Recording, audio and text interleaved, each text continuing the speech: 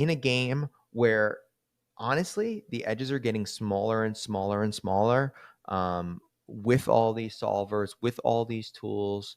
Like, I mean, if I had the type of training that all of you are exposed to right now while you're here, just understanding pre-flop at a high level, like, do you know how much money we could make if we went back 15 years ago? It'd be ridiculous. Like, I'd take the 24 of you watching, we'd take that software, we'd take Beyond Tells, we'd put you in a room, we wouldn't sell a single product at all. All we would do is create like staking relationships.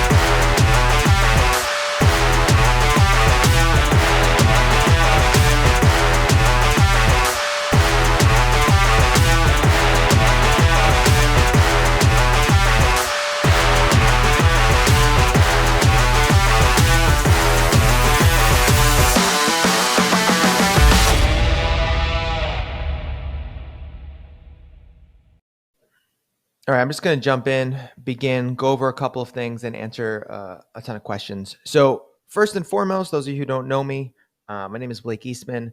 I'm the founder of Beyond Tells. A little bit about my background. I was an adjunct psychology professor for 7 years at the City University of New York.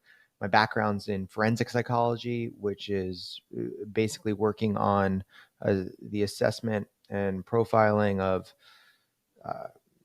psychopaths and a bunch of different offenders. I worked in and out of the criminal justice system.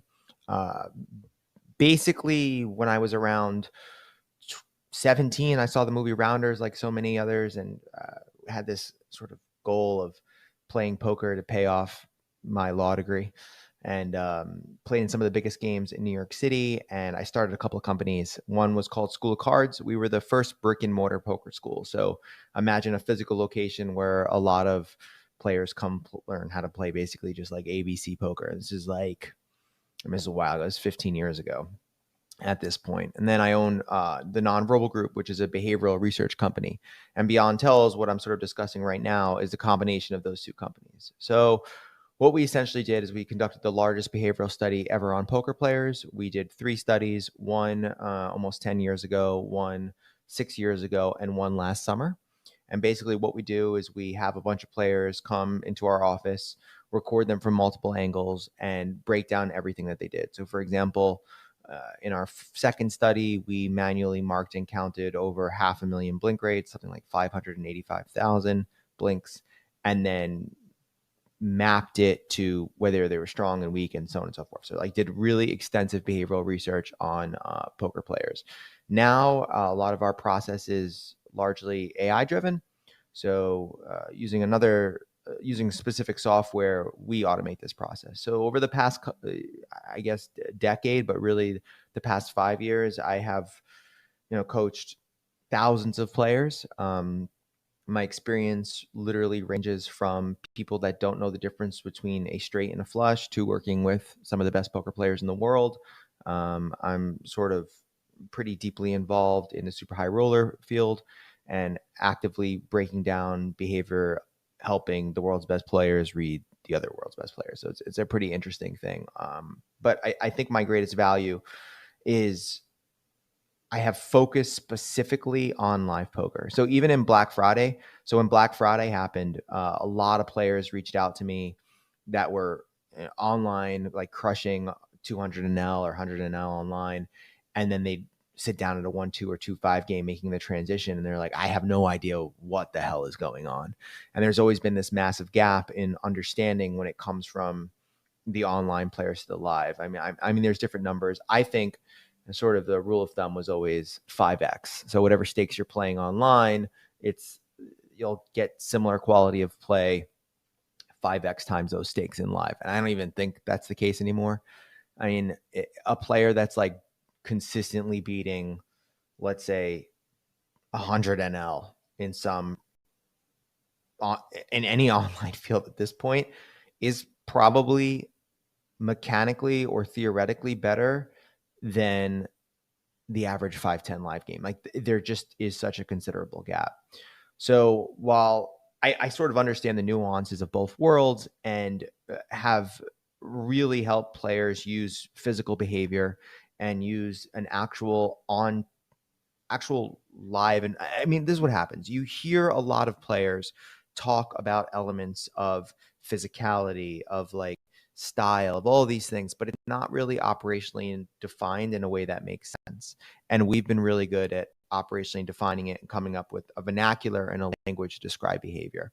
So poker has advanced so quickly and rapidly because of language and language initially, and now solvers and a bunch of other tools. But we haven't seen the same thing happen with behavior. Behavior for a lot of poker players is left in the sort of stone ages, right? Like eh, the amount of tells that I've heard really top players say that, oh, like when a player does this, that means that. Like it's not the case.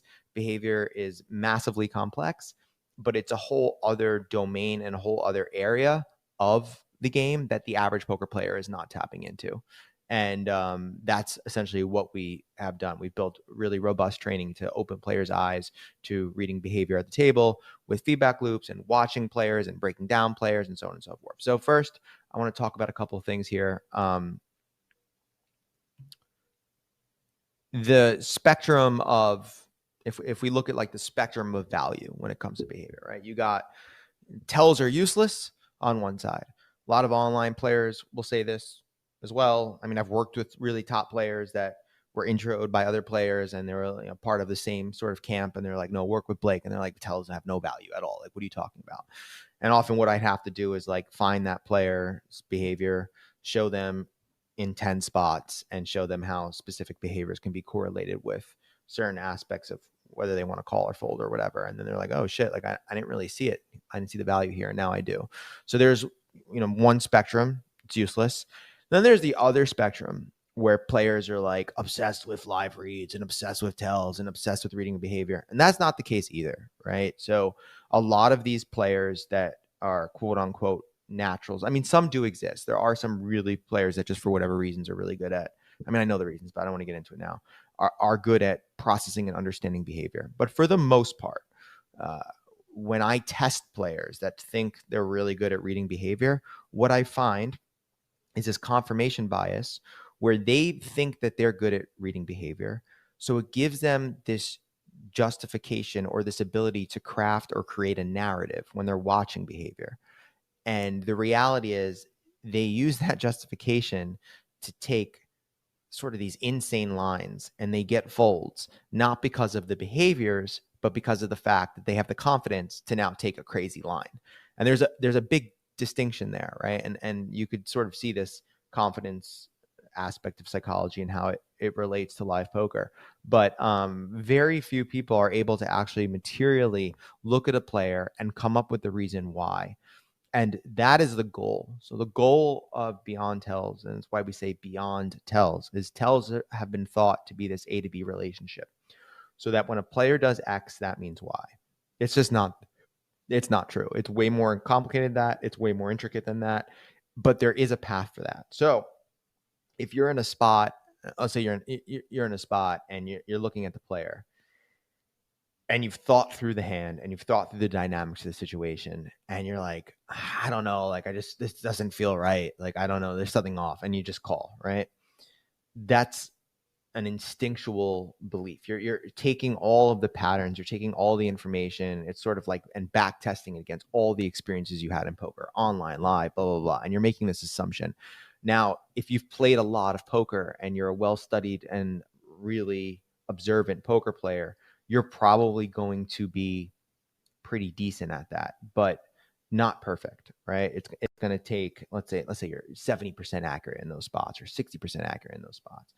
And the reality is, once you start to integrate a more systematic approach, you could increase the accuracy. And what I mean by systematic is, if I'm in a spot, I'm not saying to myself, oh, this spot feels weird. I mean, from a behavioral perspective, I'm not saying like, they may have taken a weird line or whatever, but when I'm looking at their actual physical behavior and the way that they're interacting, I am organizing and bucketing each of these players into a way or into a method that I can understand and I can repeat.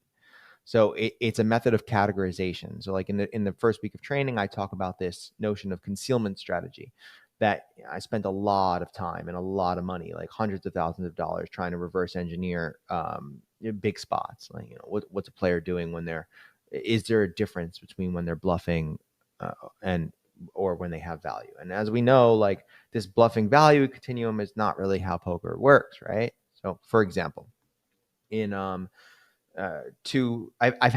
done this with multiple players, including myself, but I'll use myself as an example. So in the main event and in two big tournaments I had a deep run in, I was wearing a device on my wrist that measured physiological arousal. So it measured something called GSR, which is galvanic skin response. It's basically, think of it as sweat, like micro levels of sweat on your skin, heart rate, a bunch of different psychophysiological measures, including my own self-report. And what I found was pretty wild, right? So like I'd be in a spot where if you looked at the printouts when they're done, my physiological arousal or how my body was responding to spots where I was bluffing and spots where I was nutted. I'm talking about like pure, I know I have the worst hand, I'm trying to get a fold, please don't call, and I got nuts or second nuts and I know that I'm ahead, right? Those two physiological profiles looked very, very, very similar. Like you couldn't really tell a difference. However, there was a third physiological profile in which I was in spots where I was ahead, but potentially could be drawn out on. So it's like, the board's like 7, 8, 9, and I've got top set or something like that, and I'm all in. Those spots produce the most physiological arousal for me because personally, I'm a little bit of a control freak, and the fact that I was giving up a little bit of I don't know, a little bit of alignment to the gods of variance to whether or not my hand will hold, that created physiological arousal. So that was like a physiological arousal pattern that was relative and distinct to me. I have watched players where bluffing is really physiologically arousal and having the nuts. I've seen the opposite. So this is where you get a lot of the noise in poker. Everybody doesn't respond to the emotionality, to the interactions, to all that at the table in the same way, which is why Beyond Tells is really about taking a more player focused or individual player approach towards reading behavior, as opposed to these like things you find everywhere. Now, there are certain themes and certain patterns that I discuss in the training in the week one that all you have access to. Things like card apex and hand movements and so on and so forth. But for the most part, to really unlock the value of tells, you're looking at a player and you're doing a lot more work in sort of understanding their game and understanding their mechanics. And this is something that those players that come from an online background are pretty, in my opinion, or what I mean, I'll just say it, pretty bad at, right? So they sort of approach the game from these like patterns and norms and these like optimal strategies. And, there's a way that a player should be playing poker in a way that they shouldn't, or this spot was bad, or they played that incorrectly. And they miss the whole value of live poker, which is this player has their own understanding of the game, their own ability to make mistakes, all this stuff. And it's your job to align your strategy in a way that maximizes your profits against that player. That doesn't mean you can't design a strategy playing like live 1-2 with your eyes closed. You can. You could technically beat the game, and technically you really shouldn't even look at behavior until the foundation of your game is one in which in live games, you're beating it for at least like 5 big blinds an hour over a decent sample size. But once you tap into the actual player, a whole other world opens up to you, a world that allows you to sort of understand when to deviate. And the feedback that I'm getting from Beyond Tells a lot is, for a lot of theoretically sound players, you may be in a spot where you're doing something a certain percentage of time and the other. And because of behavior, it allows you to guide you towards which one is more essentially effective, right? But so the problem here, and that's the edge. That's what we're trying to do, is that all of you have your own, cognitive factors, awareness, comfort zone, commitment. I mean, it differs from person to person. So the whole point of what we're trying to do is we're trying to design behavior to be some sort of edge in your game. But the edge is really going to vary depending on who you are as a player. So even working with top players, sometimes the edge is we're just going to pay attention to hand movements, and that's all we're going to look at. And other players, it's no, I'm going to break down all their behaviors, and I'm going to build a robust database of the behaviors that each one of those players has and how we can reverse engineer and use them. But it's relative to the players. So that's why it's really, really, really important to sort of understand where you're all at and then integrate behavior into that, right? So I've seen a lot of players fail where they like try to look at everything and try to like look at every player. That's not what you're supposed to do. You're supposed to focus on really like, I mean, it depends person to person, but you're supposed to focus on one player at a time and slowly systematically move around the table and understand where their leaks are, understand where their potential tells are, and then take things that are in alignment with your strategy to actually make more money. So that's the overall thing. So I'm gonna give you a brief summary of what we found. And again, I was intending to do this workshop after all of you had watched all the videos. So I know some of you haven't watched those videos. So I think a lot of this will make more sense if you do. But I'm going to go over this big picture and then answer some questions. And hopefully it'll give you a lot more context and sort of open your eyes to where you can use this. So what we do is this. We do a large scale study of human behavior 3 times. One's fully broken down by machine learning and computer vision tools. The computer is sort of solving for things. I'm not doing it. It's very similar to a black box strategy that is employed in solvers. So what I did is I put a bunch of players around and I said, look for trends and themes in behavior. And it'll say that like there's a trend here, there's a trend here, a trend here. And then I have to go in and figure out what the actual physical trend is, right? But we do the study and we find that behavior at the table is very useful in 3 specific ways. So one, you can't watch players at all times. So it's my job to give players sort of the biggest bang for their cognitive buck, understanding where they should pay attention to, why they should pay attention to it, and what's the system for that. So what we do is we find that the most reliable place on the body is the hands. And the reason why the hands are the most reliable place is because the hands are the one part of the body that's directly linked to a cognitive or a thought process. So for example, we counted every single time a player checked their cards, counted the speed and style that they checked their cards with, the speed and style at which they bet. And what we found is trends and patterns. So one of them being, and we organize these into what we call strings and threads. And strings are basically the order at which players do things. And so for example, like player checks their cards, right? And as soon as they get them, they check their cards and they look at their hand for an average of 1.4 seconds, right? That's their average. And then other times we notice that they look at on a bell curve, they look at their hand at like 0.3 seconds and 1.4. And we distribute that and we see that, oh, wow, players spend 3 times more looking at hands that they perceive to be marginal than they do when they're in the top or in the bottom of their range. And the reason why it makes sense is because like you check your cards and you look at like, aces and you're like, okay, you know what to do with that hand. You look at like deuce 7, you look at the hand, you know what to do with that hand. But then you're in a spot where you're not so sure or whatever, and you spend more time contemplating it. So what happens is a part of a player's thought process, a part of how a player is thinking is interjected into their movement. And this tends to be repeatable. So we have found this with the way players bet. We have found this with the speed at which players shuffle their chips, but it's relative to each player. But there's certain themes that you can attack. So in the training, I go over a mechanism for essentially like using behaviorally driven 3-bets. So like not 3-betting because your range suggests that you should 3-bet in this spot, but 3-betting specifically because this player is marginal and is very likely to fold. So that's one area, right? The hands. If I were to tell you anything, especially for newer players, paying attention to the hands at the poker table is more valuable than paying attention to any other part of the body. Even if you knew nothing about behavior, knew nothing about tells. And in the training, we have this. We have tons of like hundreds of hours of like just hand movements and stuff like that. If I were to show you someone I show you 50 spots, them checking their cards, their betting, and I told you nothing.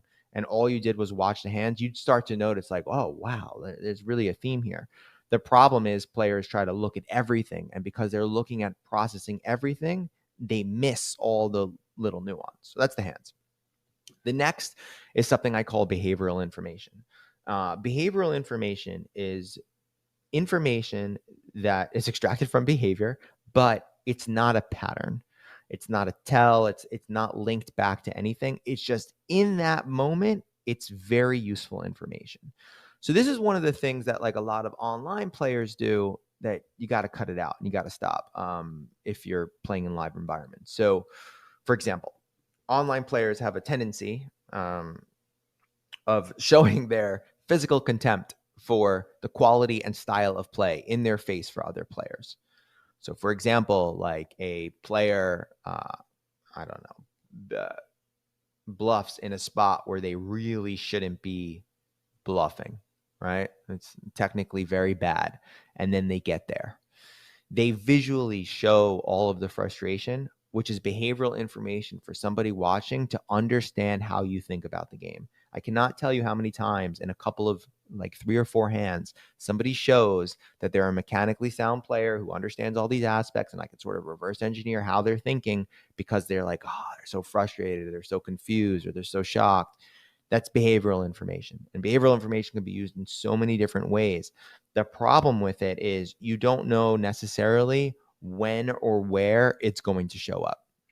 That's why the hands are so valuable. You know a player is going to check their cards every single time. You know a player is going to bet with their hands every single time. Behavioral information could just happen. It could happen all of a sudden, flop comes and a player opens up their eyes wide, or a flop comes and a player gets distracted, right? That's not necessarily going to be repeated. It's just something that in that moment is potentially useful to you. And that's why in terms of the circles here, it's the least valuable in a lot of ways. It can provide you with an insane amount of value, but it's not where I prioritize most people's attention to. And then the third one is the most important, and important/difficult, is this concept of concealment strategy. So I'm looking at all these players when they're bluffing. I'm looking at all these players when they're nutted. I'm looking at, biggest games in the world. I'm looking at players play when they're 1-2, like really the spectrum of human behavior. And what I find is that physiological arousal at the poker table is kind of difficult to measure. And the reason why is because players are consciously or unconsciously concealing, right? Nobody checks their cards and starts smiling. It's not like those like bullshit videos you see online where players like, nobody checks their cards and then like makes a steeple or some crazy nonsense like that. Like players sit there and they don't move.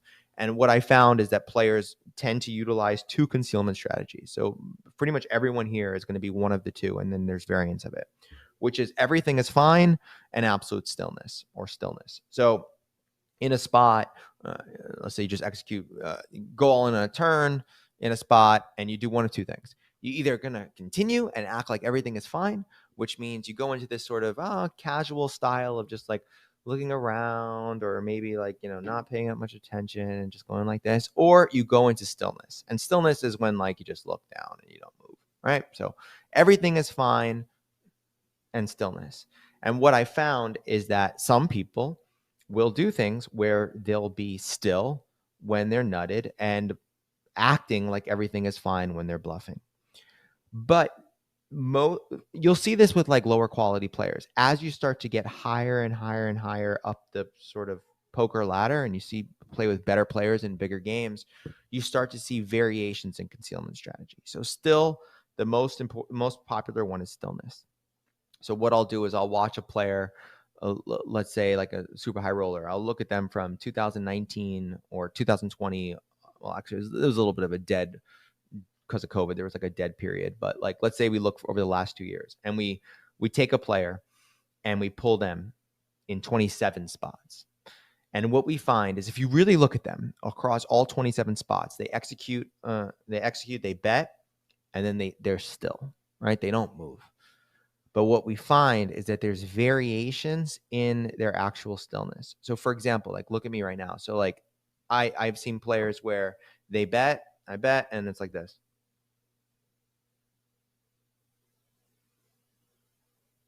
And they don't move at all. Literally, they don't blink, they don't move, they just stare. Then you have other players, and then you see them in another spot where they bet, and they're like,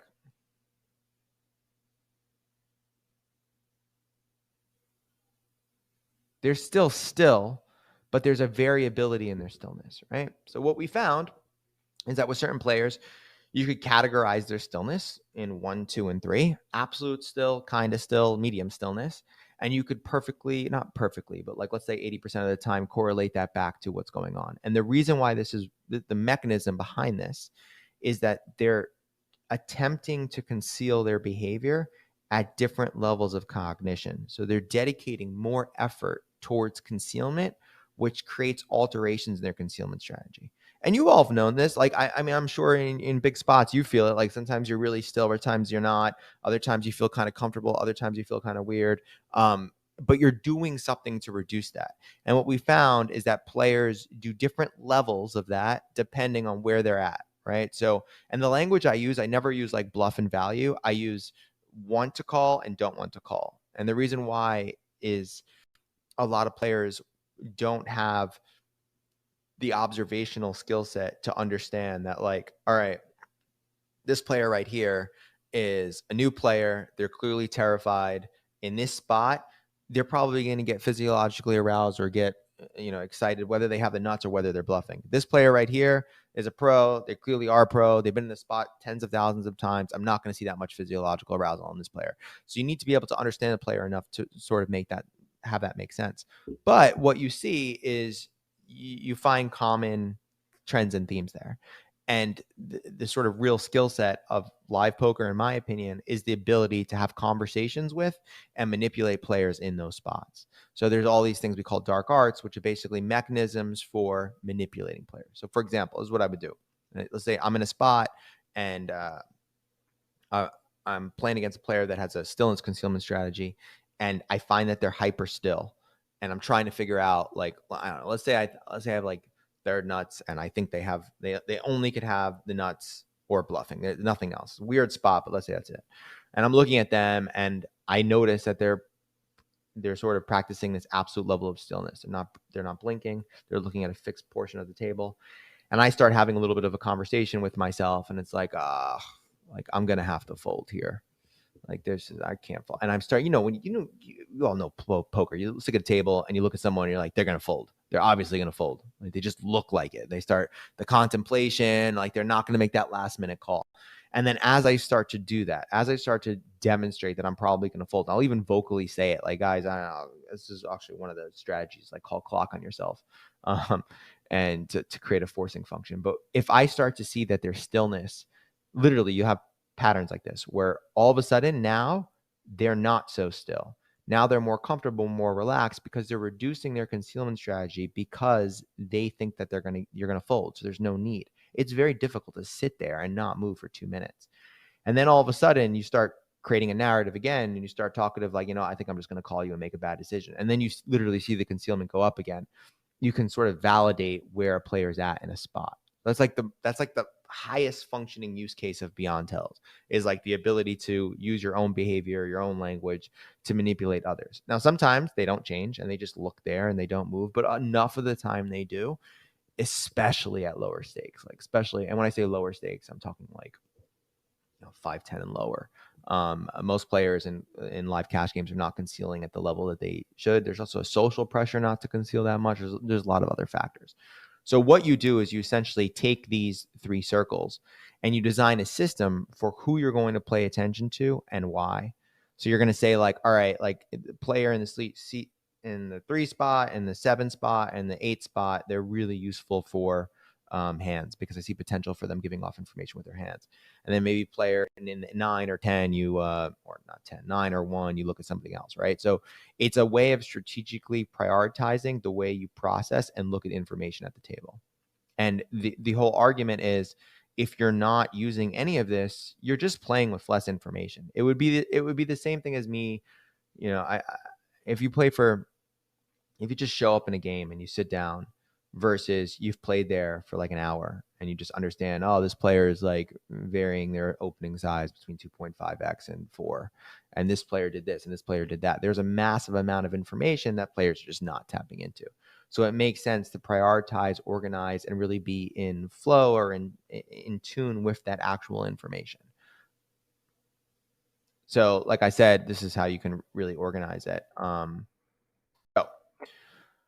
Beyond tells really, it's one of these things where, one, some of you have a natural aptitude for this, some of you don't. I literally work with some like really top players that took like a year and a half for it to really click. Other players take a month, other players take a week. It's really all over the place depending on your awareness, the work and time that you commit to the table, the opponents. Also, this notion of like higher level players being different, it's just different. So like how I look or think about behavior in a like a 10K WSOP final table field versus how I think about behavior at the like a 1-2 or 1-3 or 2-5, it's one's not more difficult than the other. It's just a different approach. In higher level games, you're going to get more concealment. In higher level games, you're going to see more levels of sort of nuanced and fine-tuned signals. Where like at 1-2 and 2-5, like it's still like after being involved in poker for so many years, like I mean, from playing to coaching, all this, it's still the quality of play has definitely gotten better. Like nobody could argue that across the entire landscape of poker. But still, the kind of shit you see at like 1-2 and 2-5 from a behavioral perspective is sometimes comical. It's like how could like people just don't regulate. They don't think that their behavior is giving off anything. And on the other side, the people that are trying to be robots, you never want to be a robot. Let me be 100% clear about that. That's the worst concealment strategy ever. A player hasn't worked with me if they're robotic in a high stakes game. I hate it when they're trying to be like this or trying to like. And the reason why the robotic stuff doesn't work is it's very difficult as a human being to regulate behavior at that level. So what ends up happening is literally, I mean, we've cracked certain players who are hyper still all the time, but then like their shoulders are slightly different, or the way that the tension in their hands are different in spots where they're like squeeze their hands sometimes, and sometimes they're relaxed, and sometimes they're squeezed. Whenever you have something that's so specific, it's easier for the opponent to see variations in that specificity. I don't know how to say that word. Yeah.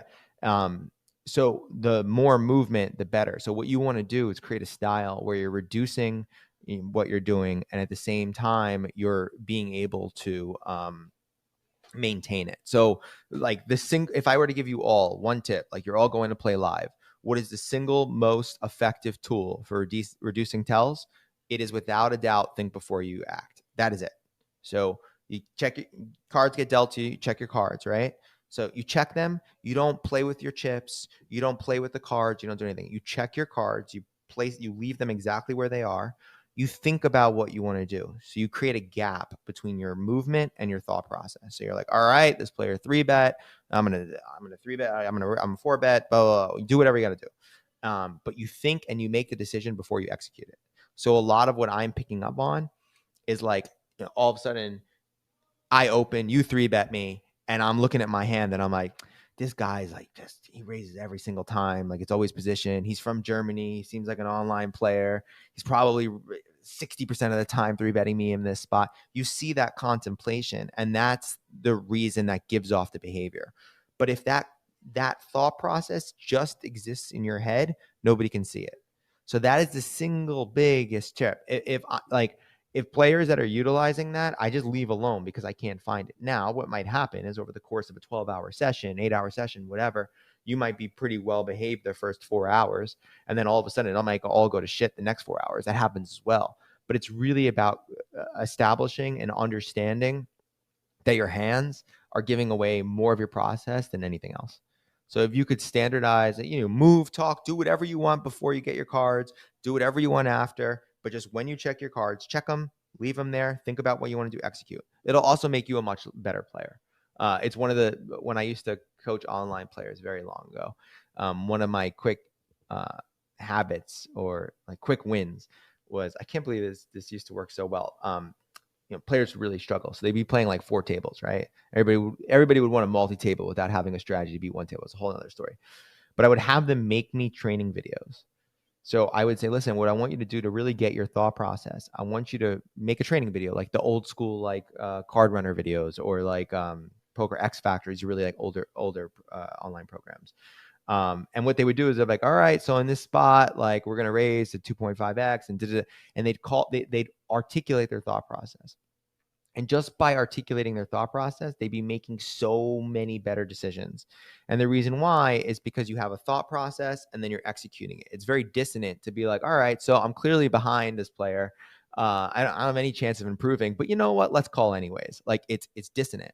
So by creating that thought process, it disconnected it. Same exact thing with behavior. As you check, as you move your hands, as you do all those behaviors, just make sure there's a gap between your thinking and your application. That is probably the single biggest tip I can give to all of you for reducing behavior. Again, though, the reality is most people go look at your standard live table, right? Most people are not even looking at each other. Like it's crazy. They're not even looking at each other. The people that are observant and the people that are systematically paying attention, they're usually paying attention to the action, the flow of the game, all that. They're maybe doing a little hand reading in their head when playing other players. But for the most part, people are unaware. For the most part, people still are they play their hand. They check their hand. They see whether or not they want to play it. Then the next category of you are playing your range. And it's like, hand on range on range, like different styles or ways of playing. But for the most part, people are not really exploiting. They're not attacking. And if we can just talk about like the difference in hourly. So like at my company, School of Cards, we teach like really basic mechanics. So I was sort of in poker the person that you'd go to if you took every training course and you still can't make it sense. I think we do a very good job at explaining basics well. And I always used to say to players that if you can't get to around 8 big blinds an hour over the course of a decent sample size, and this is tricky because for a lot of recreational players, getting an actual decent sample size live is takes a long time or whatever. But a very competent online player who's, let's say, crushing or not even crushing, like just is profitable and not rake back profitable, like actually beating the stake, like 100 an hour or whatever. I think that they can usually, with some adjustment to live, start easily making it to like north of like 13 to 16 big blinds an hour with behavior, and with adjusting for the individual live dynamics. Char said, so check my cards before it's on me. No, you can check your cards when it's your turn to act. It doesn't matter. It's just thinking about what you're doing and not contemplating with your cards and chips. So you don't check your cards and go, all right, you know what? You cut that all. You check your cards, you think about what you want to do. You don't play with your chips, you don't play with your cards, and then you execute it. And that's it. You don't have to do it when it's on you. So as a rule for me, when I'm playing like my A game, I always check my cards when it's my turn to act. And the reason why is I'm paying hyper attention to behavior. And sometimes if you check your cards, you bias yourself to process behavior. So for example, like let's say I'm on the button and I check my card, deuce 10, right? And I'm like, all right, I'm not going to play this hand. I'll lower my level of awareness for the other players at the table because I know I'm not going to play. So what I like to do is follow the action, because sometimes, so one of the things that happens is, like, for the most part, like most of you, we're getting into more theory, but like you have some sort of construction, you have some sort of range construction that's usually defined by, let's say, percentages, right? So you're opening certain hands 100% of the time or 99% of the time, right? And then there's a certain portion of your range that you're just never playing. So most of you aren't going to have, 3-8 in your 3-bet range. You're not. It just doesn't exist. It's technically wrong, right?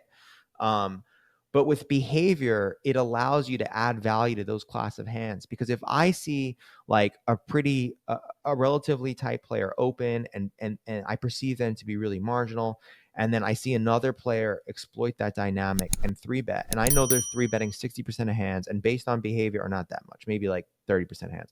And based on behavior, I know for a fact that they don't have the top portion of their range. So like, I'm not afraid of like ace queen plus or tens plus, right? I think they have some sort of middling range hand. I have a tighter image. With a hand like 3-7, I can bring value to that hand because my goal is to attack this spot and attack this dynamic, not because of the quality or playability or value or equity of my actual hand. It's just because of the fact that I know that these two people are going to fold.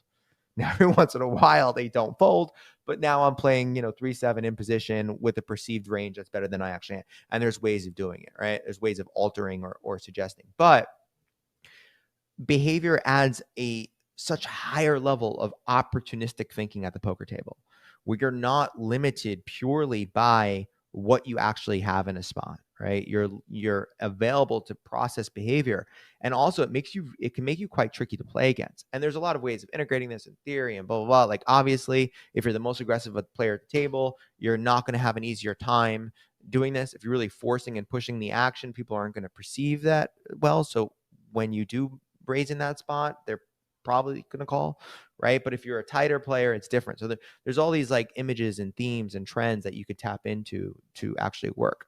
And most players are not even doing it at all.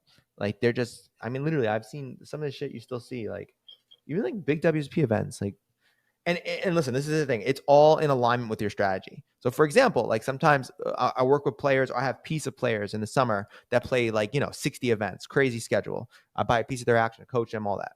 And as I'm doing that, they're like, listen, I'm having a hard time maintaining my level of awareness 12 hours every day with a shitty sleep schedule in a WSOP environment. It's like, okay, fine. So this is what I want you to do. Like, we're going to play tight, ABC, whatever style of poker you want to play. Don't look at any behavior, ignore behavior, and we're only going to start integrating behavior into when it makes sense. So meaning, as we get closer to bubbles, as we get an opportunity, if we're in a good table, like, you make it a conditional variable on, because it's really difficult. It's very rare for a player to be able to just sit there and watch everybody I mean, I'll tell you right now, I've got 4 hours in me. So I have like 4 hours of A+ paying attention to behavior in me. After that, it doesn't work. So when I play WSP events, like this year, when I play the main, I'll focus for 3 hours and then I'll take off for an hour. I'll focus for 3 hours. I'll take off in an hour. And this sucks because I always get this in my head if I play you. But like, for example, if I have my headphones on and we're at a table and I'm very rarely opening, like I'm tight, I'm only opening, I'm just never opening, it's a chance that I'm not paying attention to behavior.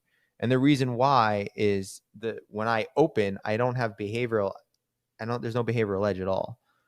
Most of my exploits and most of my attacks are coming from prior information. So a player opening before me, I see something's up and I attack that player, right? So you sort of ebb and flow it, right? And this is where the more macro aspects of integrating behavior and thinking about poker theory come together. So tells have been, this thing of like, oh, just look when this player does this. No, like how you process tells, how you use behavior at the table, it all directly impacts your image. Like when I'm doing these like crazy 3-bets and I'm attacking players and all of a sudden, there's times where a 3-bet with 9-3 and the person tanks there and calls and the board comes like 9-ace-3 and turns a 3 and and it's just I'm gonna have to show. And then everybody's like, holy shit, we were completely wrong about this type player. Like, what? 9-3? Like, what the hell were you even doing? But most of the time it doesn't even come up. So most of the time you're just taking these opportunities and taking these spots where you can make money. And then for those of you who are actually like playing on live streams or playing in big events, it's a whole different ball game.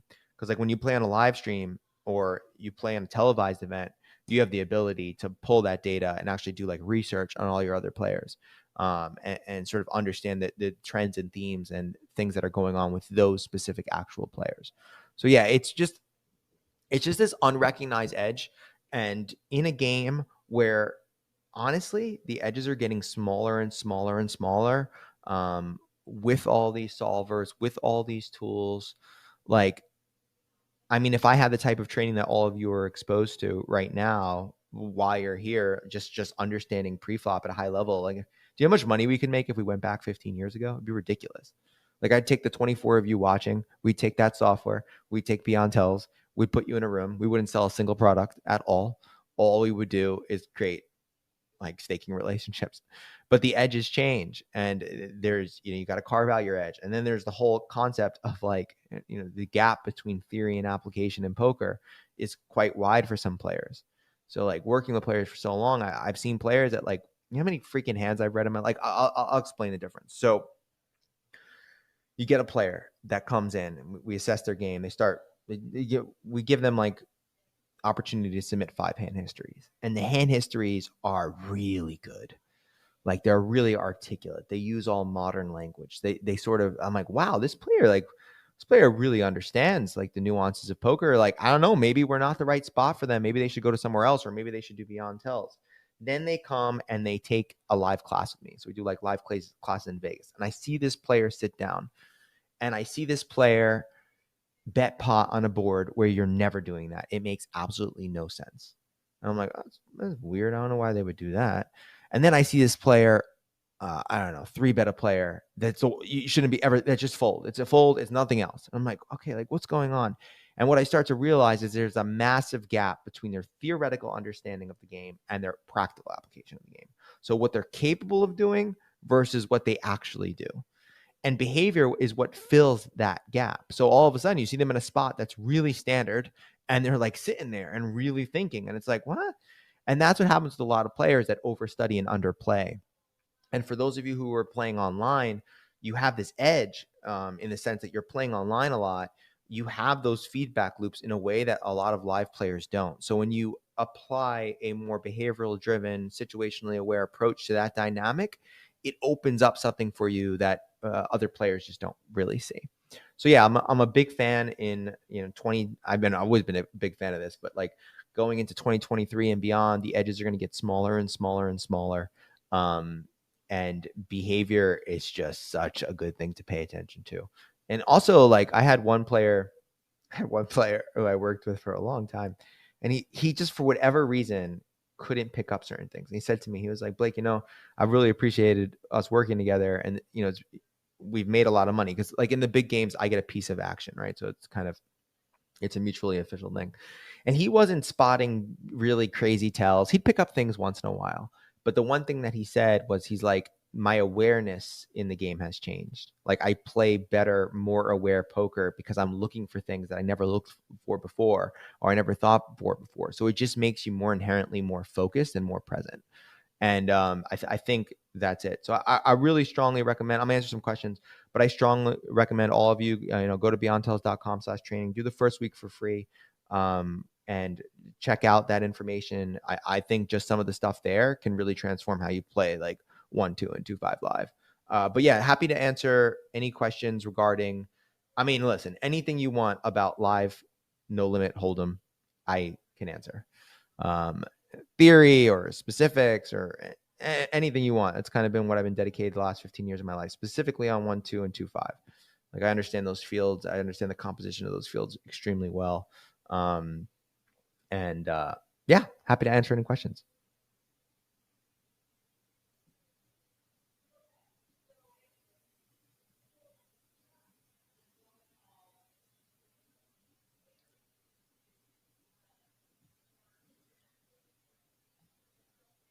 Favorite country reads?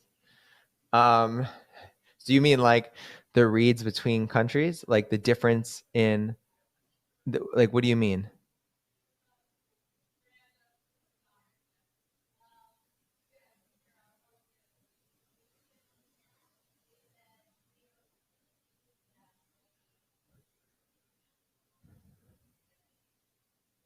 Okay, this is good.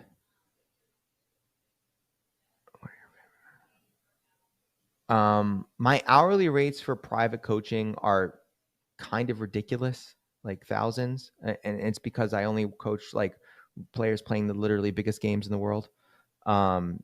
So our program is going to do better for most players. And then I have workshops every month where I like coach people on the program. So that's going to be a better fit for most people.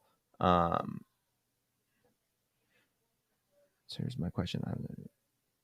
Okay, some good questions. All right. So let's talk about first favorite country reads. I'm going to assume you mean like sort of stereotypical type stuff. I do not believe that there is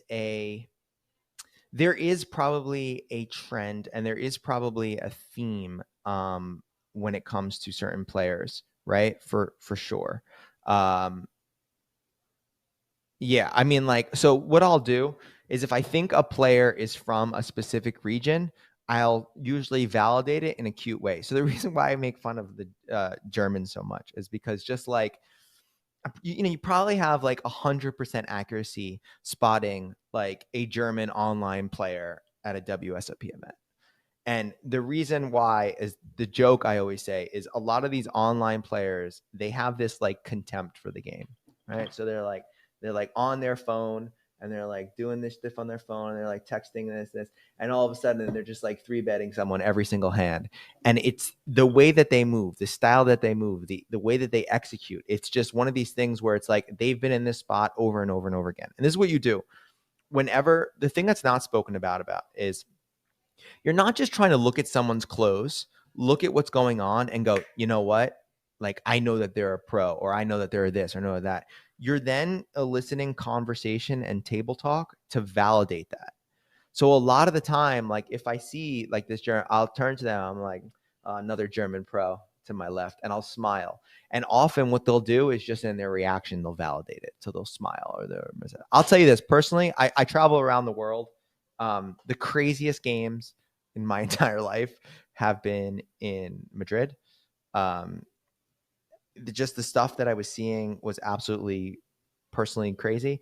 And I mean, I had a couple hundred hours there, but like, I'm not really so big on categorizing the player. This is what I'm big on. I'm big on categorizing what school of thought a player comes from. So what I mean by that is there's a lot of different approaches to tournament poker. There's a lot of different schools of thought. So if I could sort of, and what I'll do is like before WSOP, like so I have a profile in my head of like a raise your edge player, like a player who knows the nuanced differences between what they should shove, or I'm sorry, what they should do with a 40 big blind stack and a 35 big blind stack. So what I do is I create these like mental heuristics that are grounded in strategy. So like one of my fun things is like I'll say to myself like, does this player have ace five suited in their three bet range because they know that that's the right hand to three bet, or do they do that because it's an ace and a five?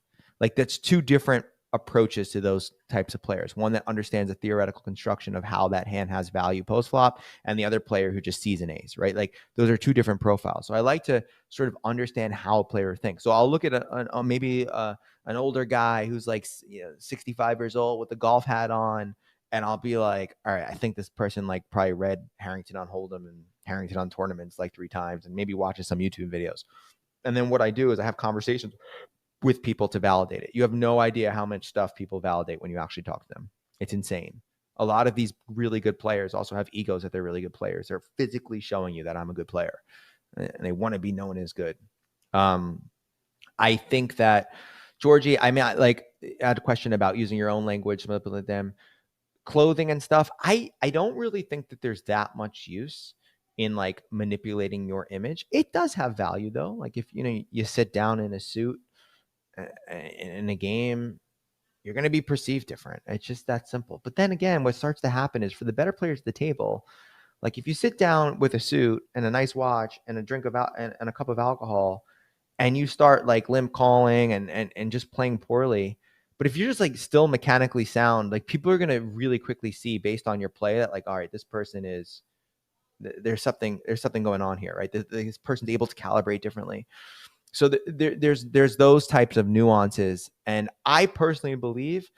So I know like I'm like literally like the expert at this area in life. Like I spent most of my life focusing on this. I am terrible at manipulating other people's stuff. So I'll tell you a fun story. Like in a main event, I think 2 years ago, I sit down at the table and I'm in like the three seat, and right across from me, there's a guy who takes his cards, looks at his cards for 10 seconds, and then looks at me and like winks. And I started laughing, and I was like, and after I was like, oh, he took my course, he's in my program. I knew who he was. Like from my perspective, I get screwy in my head because I think everybody knows who I am, and then I'm trying to like, oh, like they're trying to manipulate the behavior stuff and all that, because I don't know. But for you, if you're not known for behavior, nobody's going to know. They're not going to think you're manipulating them. They're not going to think you're doing anything. They're just going to think that you're having sort of this conversation, right? So it's really important to do that. Oh,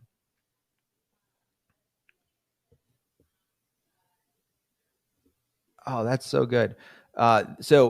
P, P had a good question. How can I approach your coaching materials if I play live 3 to 4 times a year for 10 to 14 hours a day straight? So that's so wild. So literally, for all the people that don't play a lot, I'm always trying to push them to that.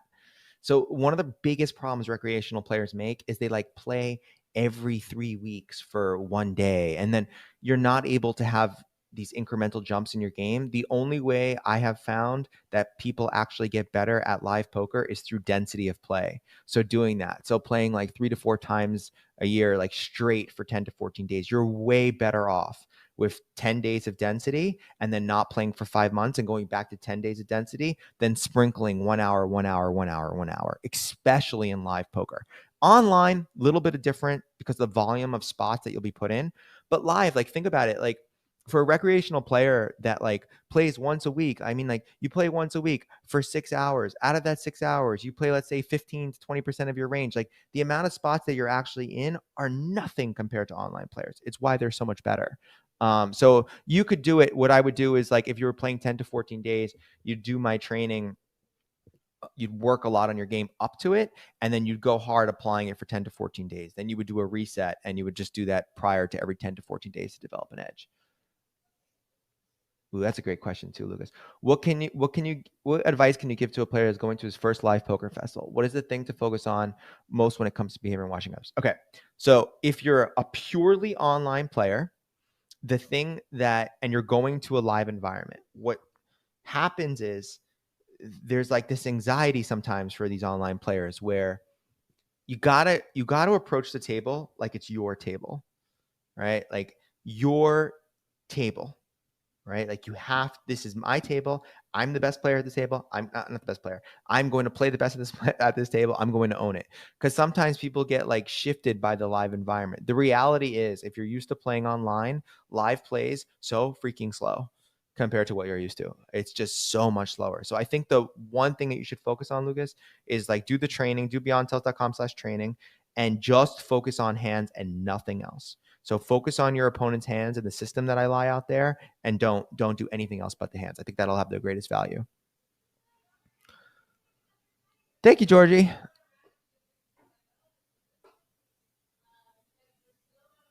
Appreciate it.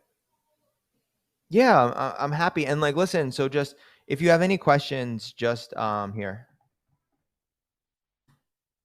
That's my email. Just feel free. I mean, there's only 25 of you. So any of you have like any specific questions or anything that you want to really like address about the live and live dynamics or shifting from online to live. But those of you who like, another thing is just look at somebody and just play the game of like, what does this player do to work on their game? Like I always say that I have a video somewhere. It's like should is the worst word in poker. Should a player should be doing this? A player should be doing that. The only person that understands what you should be doing is somebody that understands your approach to the game, your financial capital, your risk, and your current understanding. So like a good coach should tell you, like, no, you need to 3-bet that hand. But for the most part, players are going to show up the way that they're going to show up. And sometimes just being able to look at a player and say to yourself, like, I wonder how this player is actually approaching the game. I wonder from what dynamic. Are they recreational? Do they study? It allows you to see their game for what it is and doesn't level you. It doesn't allow you to play the leveling game. Oh, it's such a great question. So no tech said, do you think that subconsciously we understand more in this area than we do consciously? So basically, to give some examples, I have ace king and I stack off pre-flop for 100 bigs, but before stacking off, I feel fear for some reasons. Even though there's no stake pressure or other influence, we suddenly start feeling fear, a sort of sixth sense. 100% if you have serious volume. That's the distinction. So players that talk about like subconscious and you have to have serious actual volume. You've played poker for a long time. You've been in this spot thousands of times, and there's mechanisms that are at play that you don't even understand. And understanding those mechanisms are really, really, really important. So my subconscious but now conscious thing was hands clenched. So I had this thing when I was playing poker that when I clenched my hand like in a fist, I would start to get like I knew it was like frustrated. But yeah, if the volume's implied, 100%. Like But I'll tell you one thing. So I've worked with some players, like like players that if I said their name, everybody would know. And I was playing with this one player, and he was like, "Yeah," he's like, "In that spot, I knew he was weak because of the way that he bit his lip." So the player went like this, and he knew he was weak. And I was like, "No, no, no, no, no, no. That is not what you knew that was weak." And when we replayed the hand, he was picking up on all these other things that indicated weakness. It wasn't the lip bite. So that's one of the problems when you talk to players that like, oh, here's my tell or here's my this. What they're doing is they're hyper focusing the read on one part of the process, but not the entire process, just one part of it. And they're saying that's the causal reason for the read, when in reality there was so much more information that they were actually processing. Right? It's like this is one of the biggest gifts and weaknesses of training. It's like when you get into somebody's head and they're describing, articulating a thought process, you're not really understanding every aspect of that thought process because there's so much nuance there. And most people are not really seeing that.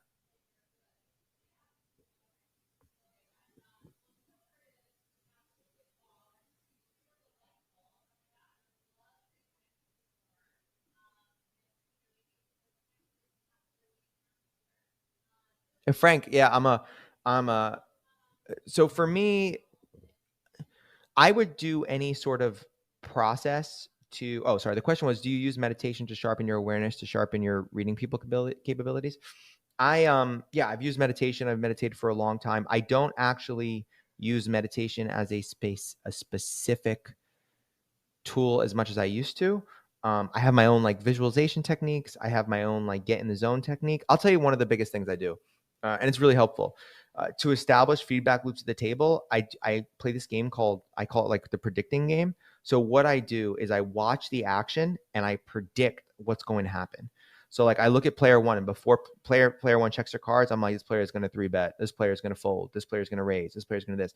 And what I'm trying to do is helps me get in flow, because what it does is it creates this feedback loop of like, oh wow, I'm seeing things before they actually happen. And now, and you're not always right, obviously, right? Like you're going to get it wrong a lot, but it allows you to be like really there and really present at the table. So like that's one of the things that I do to like, all right, if I want to, like I'm playing in a big event or whatever, I'm like, let's get in the zone.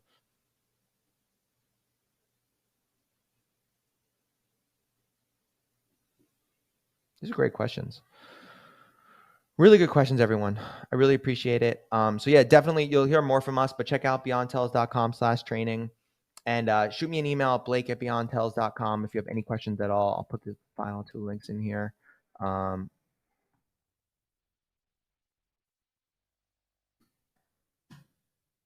yeah, really appreciate it. And if we play together, if I see you during the summer, please like say hi.